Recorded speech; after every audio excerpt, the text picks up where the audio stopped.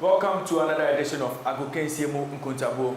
A few months ago, Happy FM, in collaboration with the Ghana Anti-Corruption Coalition, started a campaign to promote transparency and accountability in football or sports administration here in Ghana. And as part of engagement with stakeholders to ascertain if indeed there's corruption in sports or in football administration, we have engaged senior club officials, we've engaged club owners, we have engaged GFA owners, GFA executive committee members, as well as Refereeing Association Board of Ghana. Today, I have here with me one of the former players. He is a former Black Stars player. He's a coach now, currently coaching football teams as well as an academy. And he's joining us here to tell us about his perception about corruption, transparency, and accountability in sports administration. I have here with me Mr. Abukari Damba. Mr. Abukari Damba, welcome to Abukari Damba. Well, good to see you this morning. Good to see you. You're doing great. I'm doing very well. Nice one. Let me remind you that this program is proudly powered by Star Ghana with funding from UK Aid, DFID, Danida, and the European Union. We'll begin the discussion right away with Mr. Damba. Mr. Damba, a lot of Ghanaians may not have seen you in your playing days. But if you can just tell us, who is Mr. Abukari Damba? Well, thank you very much, my good brother, for this opportunity. I must say, visibly, this is Abukari Damba that you see as a coach today. But Abukari Damba used to be a football player, specifics goalkeeping for that matter. I must say, I was born into to a very humble and a modest family of a medical doctor, Mr. Abdurrahman Damba, and my late mother, Hafsat, may so rest in perfect peace. We have about, including myself, 6 siblings, 1 girl, just 1 female, but unfortunately she's also gone to eternal glory. So we have 5 strong men, and I happen to be the second one. But interestingly, amongst the lot, it's only myself who find myself in the mainstream sports. The rest of my family members are more or less into the medical sector, if I may say so.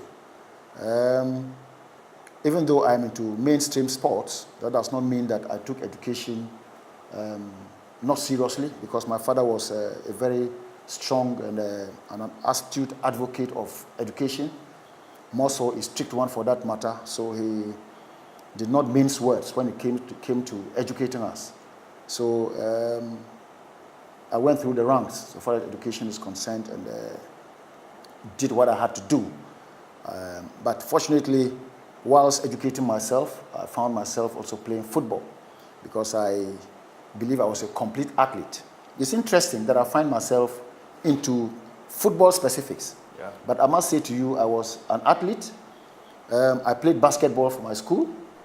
I played volleyball. I played hockey. Wow. Interestingly, I must say, athletics, the field events, I did shot put for my school. Now that my muscles are not as big as they are, because I don't need big muscles to function in my current dispensation or where I find myself now. But when I was a main actor, I needed muscle, to function and function effectively. So I was into shot put. I did shot put throws, but more effectively, I was a high jumper. And I really, in upper region, I was the record holder in high jumping, which went a long way to help me in my goalkeeping exploits. But another twist to it was that I didn't start initially as a goalkeeper. Oh, okay. I also started as an outfield player during my primary school days and during my Coles youthful days.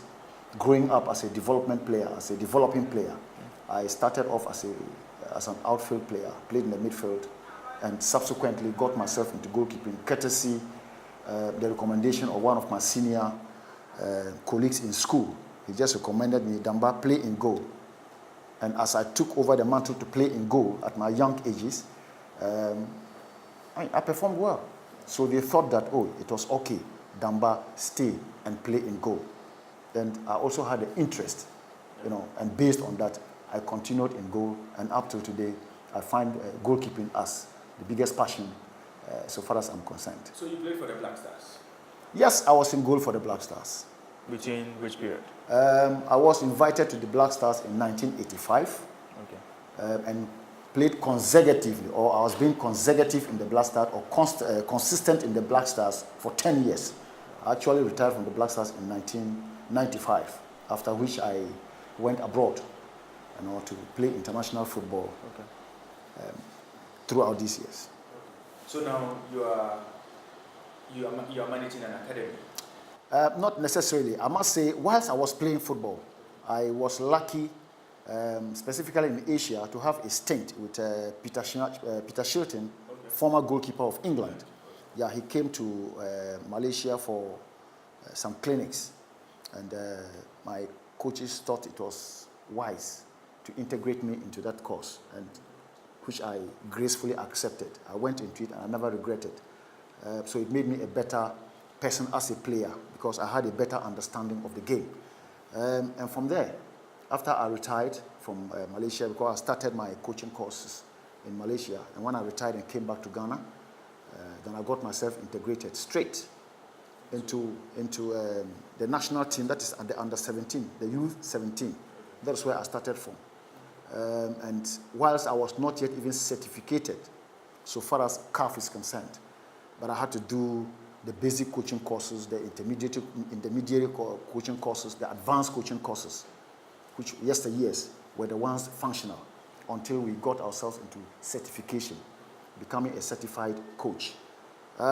So through those periods, I got myself through the ranks and the U17 to the Meteors and the likes, and also had myself involved in coaching, especially goalkeeping specifics in most of the Premier Division teams, inclusive Power FC those days was a Premier Division team. I got myself with Accra House of Folk, which of course is a very strong team. The last and the latest one was with the Dreams FC, which of course is a very renowned and respectable Premier Division side in Ghana now. But for now, after some time, I had to undertake some more courses. I went international to do some European courses, specifically in the Netherlands, in Holland, where I had to, educate myself much better. And to become a better goalkeepers trainer, you need to get yourself involved in mainstream coaching, which of course I undertook. I went into mainstream coaching, So that's basically Abukari Damba. That's basically Abukari Damba, you see. I think that this is a very rich CV. You have been in the game as a coach, as a player. I can call you an administrator as well. There has been a problem bedeviling sports in Ghana, but we'll limit it to football specifically. The issue of corruption. Yeah. Is it a perception, or there are facts to back the fact that corruption is the biggest canker affecting sports in Ghana? Well, let's take it in two ways. The reality and the perception. Okay. There are some which are real, but there are some which are perceived. And I'll try my best to see if I can do an elaboration on both issues. Absolutely. Corruption, in its actual terms, is dishonest or a fraudulent behavior or conduct by people in high office, or people put out there, in positions of trust. They are into power. And when people are in power, they influence decision. But some people, not all people, influence decision negatively, either selfishly, and some of them either consciously or unconsciously. So I must say, yes, as human beings, because if you look at it from the actual sense, we are human beings before being professionals. And sometimes some find themselves into this state based on either ignorance, or they have been lured into it, or they have been deceived into it. But having said that, corruption still remains corruption. Yeah. That is getting yourself involved in hanky-panky behaviors which are unacceptable so far as life is concerned. Yeah. But going to football specifics, yes, the truth be told, that it is something that has existed in the past and it exists. But as much as possible, in our own way, we must try as much as possible to discourage it if we really want the game to be a better sport for people to admire.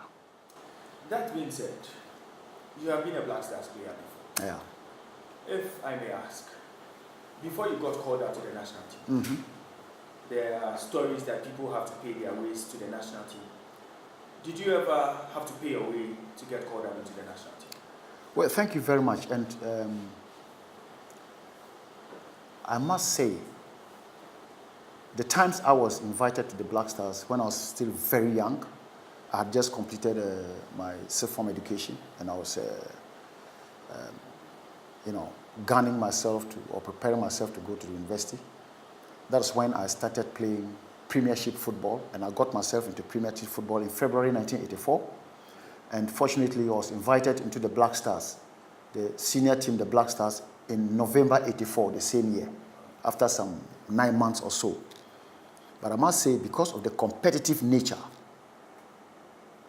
that the game found itself in that particular era, and I really feel proud and honored to have belonged to that particular era, because you had to earn your calling into the national team. So we did not even know what it meant. What is corruption?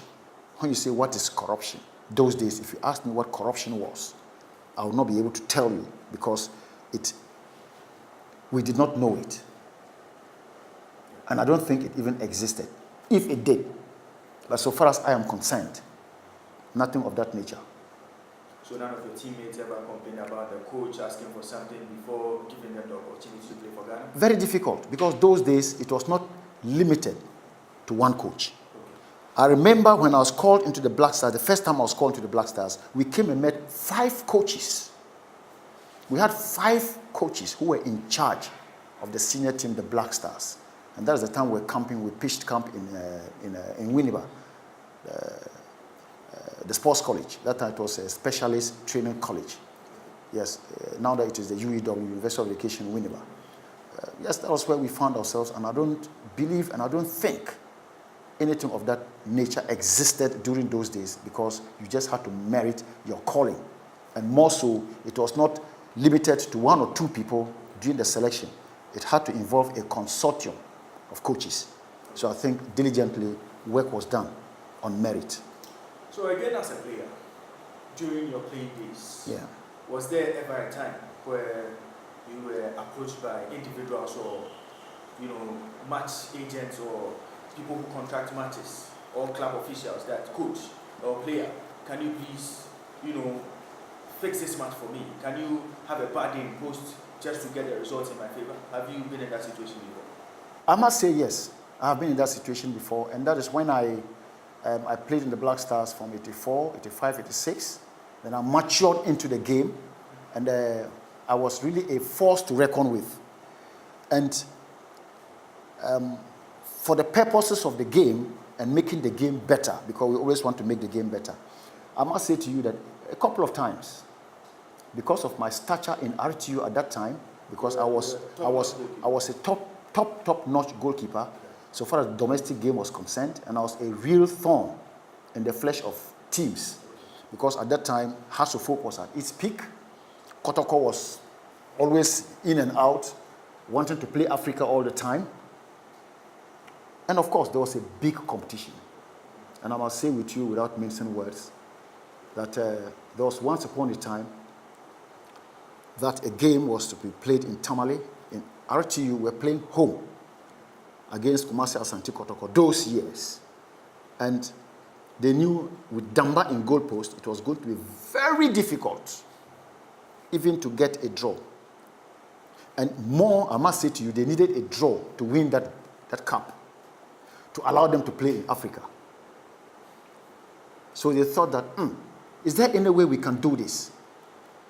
If we want to win the game fairly, it is going to be difficult, because RTU in Tamale were no pushovers. We had our own class, and we were referred to as the home boys, because we win all home matches, not by foul means. Because we were very conversant and we were very used to the grounds because it was all to our advantage because of the Sakura nature of the pitch. Yeah. So we knew our way through and how to meander our way through using that particular grounds as an advantage. So many teams fell to us anytime they came to Tamale. So they sent somebody to me, and that person was, you'll be very surprised, was a security personnel who was sent to me, go and talk to Damba to see if Damba, please, he should play it soft. And it's not as if they were coming to give me anything. Just come and say, because of friendship, please go and tell him to play it soft because we just want to pull a draw which will help us win the league. Yes, the personality came to me all right, came and met with me all right. We had a talk because we were already in good personal terms. So I looked at the person and said, well, I hear you, but it will interest you to know that this conversation is not only listened to by you and I. We have other people listening to our conversations. I'm a Northerner. I come from the North. I play in goal for the pride of the North, and that is Tamale. And this small thing that I do to betray my land, I will have the consequences one day, negatively. But I hear you. Football is a game full of uncertainties. Sometimes mistakes happen in the game, but I will not deliberately make a mistake. But if you win, you win. If you draw, you draw. And you know what happened? The following day we played the game. That was a Saturday evening. And on Sunday, we played the game and we beat Kumasi Asante Kotoko by 2-0 in Tamale. And that was a very, very interesting game that everybody loved and watched that day with so much passion. But I must say, yes, they came to talk to me on it, but not to give me any monetary kind of inducement. That was just a word of thought, sympathy. Can you sympathize with us? But it did not materialize. But have you had a situation where your colleague, goalkeepers, or your friends have approached you that, oh, Damba, someone has approached me with a huge amount of money to compromise a game for them? Have you heard of that? In my time, it never happened. Why? Because I must say, those days it was very difficult to influence the game using inducements, and more so, goalkeeping was a very competitive position that we had lots of wonderful goalkeepers in the system at that time, and we're all jostling for positions and recognition in the Black Stars. So no goalkeeper would have dared to do that because it was a pride to belong to the national team or even don the national colors. Mr. Damba, referees are a key part of our game these days. Yeah. And at the time when you were playing, did you ever have the cause to believe that a particular referee officiating a game has been compromised in a way, in one way or the other? You know, it's just as I started from the very beginning, the preamble to this deliberation. I told you we are human beings before being professionals. Yeah. I must say to you, there were certain games that we lost painfully. But the perception and the thinking of those days was not about somebody being induced, somebody being bribed, or somebody going to take something from someone to get a job done. I must say, most of the referees belonged to clubs. They had passion for clubs. Okay. Some of them belonged to Kumasi Asante Kotoko. Some of them sympathized with Accra Hatsofo, RTU, what do you call it? Olympics, Hazakas. Just name them, King Faisal, and so on and so forth. They had themselves affiliated to these clubs by way of passion. So sometimes they had to sympathize with those clubs if they were chosen to officiate for such clubs. So they always wanted to play it in favor of those clubs. Yeah. And granted, they are human beings, but it was not the best way to go, but it was very minimal. Okay. It was not as pronounced as what we witness of today. So can we conclude that some corrupt officials are killing the game? Or corruption with regards to match officials is a very dangerous canker that is killing the game and killing the spirit of fair play in our certainly, yes. And I must say, it is not for Abukari Damba seated here to tell, but it is visible, it is clear for everybody to see. Sometimes, fans get very angry. Fans want to come and watch the game and enjoy the game because they have passion for the game. But when they come to watch football and one individual in the middle of the pitch, who is the referee, determines which way the game goes, it's really frustrating. It's humiliating and insulting to our personalities. So it takes away the beauty. It takes away the competitiveness of the game. And that is the fun aspect I'm even talking about. Now, how about players involved? So sometimes it makes players get agitated. You get very emotional because of the way the game is being handled. So sometimes you misconduct yourself on the pitch and you find yourself being cautioned or red carded in the because you have been frustrated. You just realize that they are not allowing you to realize your full potential. They are not allowing you to express yourself realistically. Sometimes you are curtailed. You are deliberately shown a yellow card because you are the best player in the team. Yeah. To stop you from doing certain things. Certain times you are shown a red card because you are the best player and you are the most influential player in the team. You are taken off the game and your team is weakened. Sometimes these things happen and I think it's so sad and it actually takes away the beauty and the professionalism that football should come with. I know a lot of you have been campaigning against, dubious match officials. Would you say that the Anas expose on the referees vindicates the position some of you have? Absolutely. Every time you had a complaint to make, they always ask you, what is your evidence? Come with a visible evidence that we can work with. And you don't have the visible evidence. You end up being a loser. Even though it is there for everybody to see, but you don't have no proof. So I think the expose of Anas, Armiyaw Anas, could not have come at a better time than it came. I think it was not a one-day wonder. People clamored for this for years. And I think the investigative journalist took it upon himself and his team took it upon themselves to delve deep into the affairs of the game and how the game was being managed, because there were a lot of calls. And I believe they did a diligent job, not because they wanted to expose individuals or particular personalities, but just to revive the sanctity of the sport that we all love so much and we find ourselves in. And some of us do football, we take it as a profession, we do it for a living. And we want it to be done and done well. So I think Armiyaw should be really commended. But some people have a challenge with how the method he used.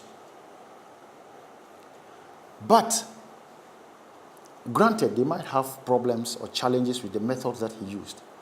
But the question that we ask is that, did it happen? Is it real? If yes, what can we do to make it better? That is what we should be focusing on, not the methodology. So I think it was a wonderful exercise that Armiyaw and his team took. And now everybody is wide awake and understands that this was what was going on and we need to do something about it and do it fast. Mr. Damba, as a coach, have you been in a position where you have had to speak to a match official, you have had to bribe a match official just to help your team get victory? I must be very honest with you, I've never ever found myself in that situation. But I've rather found myself in an awkward position where I had to confront match officials, and I was sanctioned for it. I was cautioned. I got frustrated because of decisions which were taken against my team. Whilst I would Accra Hearts of Oak as an assistant coach on the bench, in charge of goalkeepers for that matter, I was not too happy with certain decisions that were taken. Human as I am, I behaved otherwise, unprofessionally, I must admit. Sometimes you need to kind of conduct yourself in situations of this nature, but human as I am, I was taken aback, and I behaved unprofessionally, and I had to, speak and use unruly words at a match official, and I was sanctioned for it. And another situation that I found myself in was I was the honorary coach in charge of the male football team of the University of Education, Winneba, and I had to lead them for these Gusa games in Cape Coast, where one particular game, because Cape Coast was hosting, the UCC was hosting. So I was playing against UCC, and certain decisions were taken against my team, obvious decisions against my team, that I lost it, and I had to speak. I really blew myself out of proportion, and granted, I was sanctioned again. I must say it was not the best of behaviors, but human as I am, you can imagine what certain decisions by officiating officials can do to the game, or can take you or sweep you off your feet. So as a coach, these are some of the unpalatable situations I found myself in at certain times. Yes, again, as a coach, Mr. Damba, there are times we have heard players say they've had to compromise coaches, or they've had to pay their way to get into national teams. Yourself, have you been in a situation where club owners have approached you to pick their players for your goalkeeping role, or have you demanded such from any club owner to fill their players in your team? It is done every day now and then, but it is left with the individual personality to take decisions. Yes, they will come to you and say, you know what, I want you to give my goalkeeper a trial. Even whilst I was in the national team with the U17, a lot of calls, a lot of recommendations from club owners, coaches. Please look at my goalkeeper, he's quite a good goalkeeper. But it is not wrong to recommend. It's okay to recommend, but as to whether you are going to be compromised into doing or into favoring somebody ahead of somebody, that then takes away the professionalism in your job. Yes, severally. I've had several calls to do that. Even when I was at Accra House of Oak, I must say I was in charge of the goalkeeping department, and at that particular time, and I'm using Accra Hearts of Oak specifically because it's a big club. Yes. And I had under my tutelage goalkeepers like Samia J of Black Stars fame, Philip McCarthy of Black Stars fame, Lord, what do you call him? One of my goalkeepers. No, even after Eben Dida and Co. had left the scene. Yes, two of my goalkeepers, top, one Lord. Yes, as for Lord, I can really remember him. These were all top-notch goalkeepers, and I had 4 top-notch goalkeepers. And sometimes the pressure, because we had to do pre-season, and after pre-season, I need to know which of my goalkeepers is ready to start.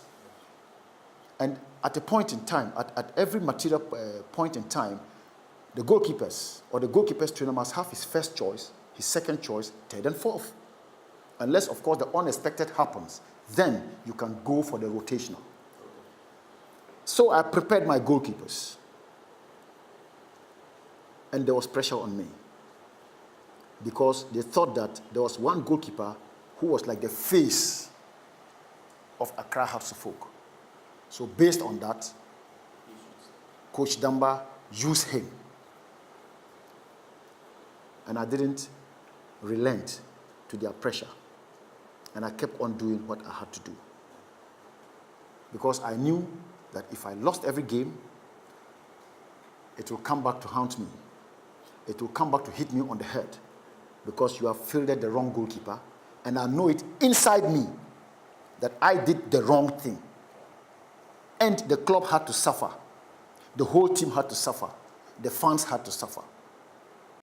So I did not heed to the pressure, even though there was so much pressure from the board. And I didn't heed to it because I knew exactly what I was doing.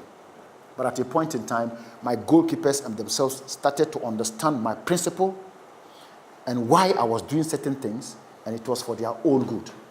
If you hit your pick, I use you. So there came a time in Accra House of Folk that I went for the rotational system because all my goalkeepers were ripe and were ready. So I had to give them opportunities game after game in clear consultation with my head coach. And it worked and worked perfectly. Fantastic. Mr. Damba, back to the issue of corruption. There was an allegation in 2007 against you that you had tried to pay bribes to 2 players just to influence the result of a particular game. And these players reported to their head coach at the time, the late Cecil Jones, and took a field. And that resulted in you being relieved of your duties as the goalkeeper trainer of the Black Meteors, then the Olympic team, the male Olympic team of Ghana. Can you tell us what exactly happened there? Well, thank you very much, and I'm happy for this opportunity one more time. Even though, by way of principle, I had taken a position, because that was in 2007. It's 11 long years. A lot of water has gone under the bridge. I dealt with the situation. I went through emotional challenges. I went through mental challenges as well. Myself and my family, I must say, because it was a real dent in my image. And of course, the powers that be did what they had to do, because when such an allegation comes up, you have got to be relieved of your job to allow for proper investigations to be done. Yes, I must say to you, it was the Meteors team. And it was not a full complement of the Meteors team. At that particular time, it was the senior team, the Black Stars, who were invited to play a friendly. Put it and get it right. It was a friendly game against the Iran national team. It was not any competitive game, and we were not playing that game for anything.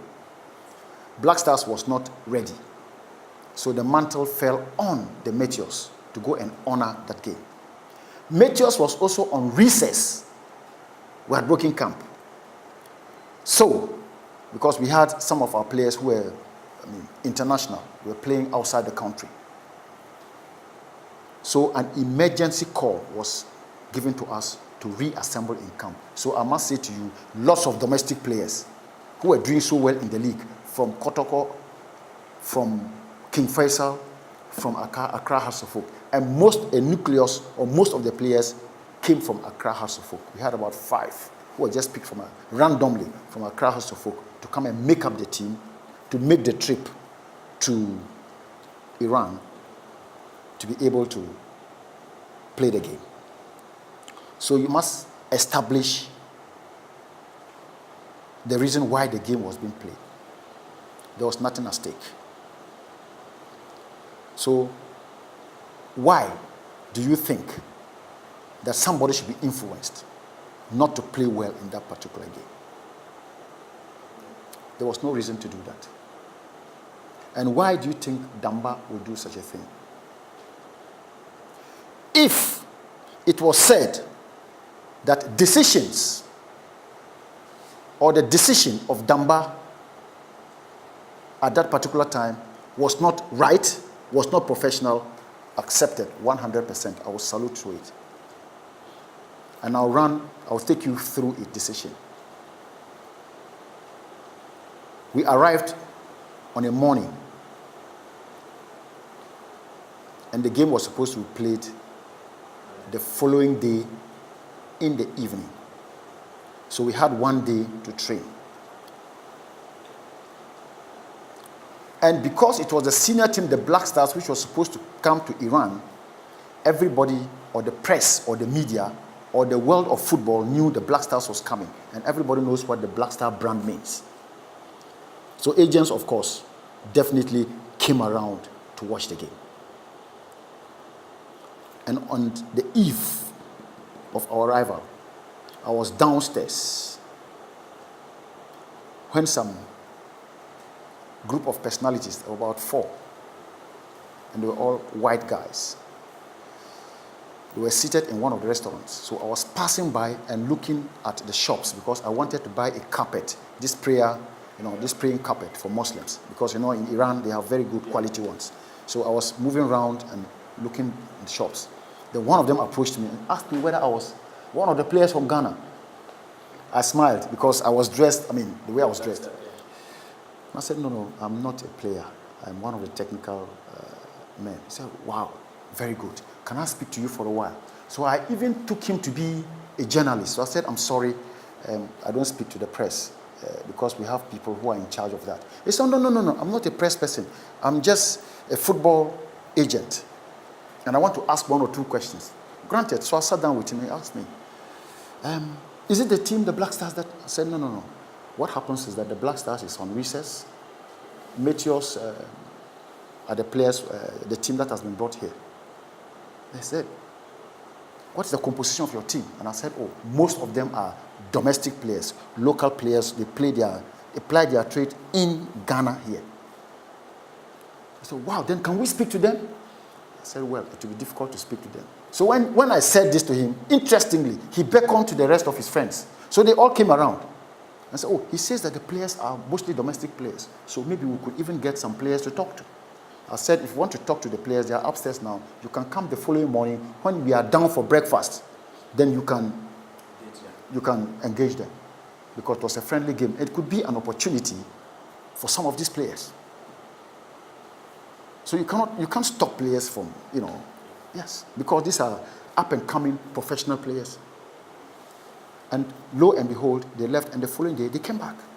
And at the time they came back, breakfast had finished, and the players were already upstairs. So I told them, you see, the players just went upstairs. But you know what I will do? Come with me. I will talk to the team manager at that time and tell him that you can tell him what is it that you want. Because it's an opportunity. Agents came to talk to players to see if they could engage them with contracts or something of that nature. So there was no issue of bribing there? You bribe with what? Money. So Damba has the money to bribe a player. But I just took a position and I realized that maybe at that time my decision making was poor. And I learned quite a number of lessons. That when you work as a team and anything comes up, it is always good to discuss the team, such that perceptions are not taken out of context. I think that is where I got it wrong. And I learned a lot of lessons. Because you are just talking of Sir Cecil Joseph Atuquefe. He was a father figure to me. We had a lot of discussions behind the scenes, a lot of advice behind the scenes. And he taught me to be a real professional. He says to me, Damba, and he used to call me Damba. He said, Damba, listen to me. Next time when something of that nature happens, and he was talking with a strong voice, come to me, I am your head coach. Discuss with me, then we can arrive at decisions. Don't ever take decisions on your own. You might not mean any harm, but you never know what is going to happen next. And I learned a lot of lessons. That, as a professional, as a team player, learn to discuss such that erroneous, because apart from the fact that fraudulent, dishonest conduct, also, brother, words and expressions, the process of expressions and words, brother, can be taken from the original form and erroneously presented. That's another form of corruption. And that is what is very dangerous, the most dangerous among corruption. But for me, I haven't regretted because I had a lot of lessons to learn. And it molded me and made me a better personality. Even though I had to suffer, I had to go through the ranks, go through the motions. Yes, I made mistakes at that time, but I did not sell out my conscience. Damba will not do that. Human as I am. But I've said to you, we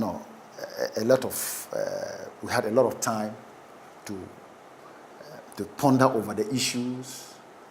But even though sometimes when this thing is mentioned, I really feel some kind of hurt inside me. Yeah. I do. Yeah. As a human being. Because you were yes, I was tagged as corrupt. I was in the headlines, and I made headlines big time. But I thank God I had the opportunity, a few occasions, to talk about it, and I have evolved over a period of time. It has made me a better personality. It has made me a better manager of issues when they come up, and how to deal with them, when to deal with them, and who to deal with when things of this nature come up. So I think that it's a process, it's a learning process, and we have gone through it. It happened, but we have learned our lessons. And now, technologically, and it happened in our system here, where some coaches were very frustrated, very, very frustrated. And I must say to you, because of now we have what we call the betting market, where we have even institutions that legalize betting. Yeah. But taken out of context, players are involved in betting. Players go and they bet themselves because they want to make money. And at a point in time, a particular club that was not paying bonuses, not paying salaries to players had to resort to betting. Bad as it might sound or it might look, players became so desperate. They found themselves so wanting. They were welfare cases, and they thought that the only way we could survive was to go out there and bet. So some of them found themselves betting to lose, so they can make money to survive. Because after all, even if they won the game, they were not paid monies. They were not paid winning bonuses. They were not paid salaries. So they go there and they bet, okay, I'm going to play in such and such a position.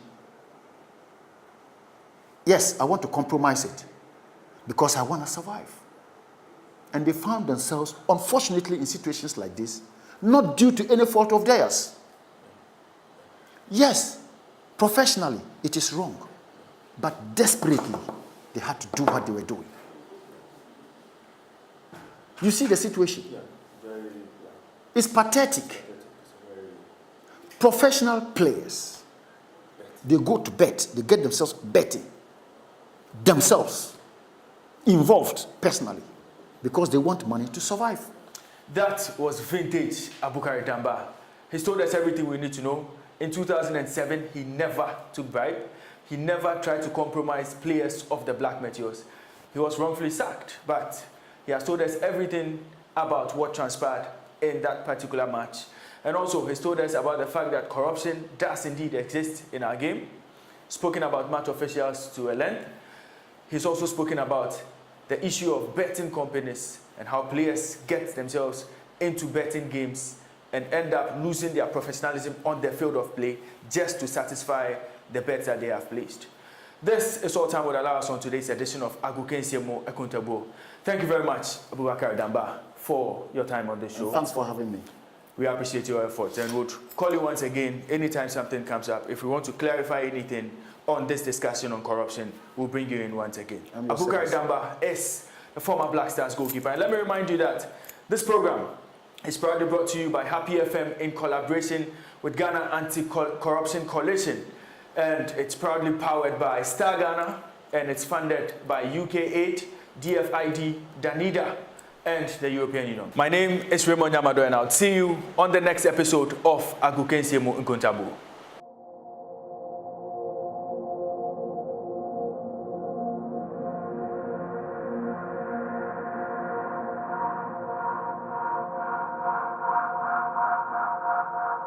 you.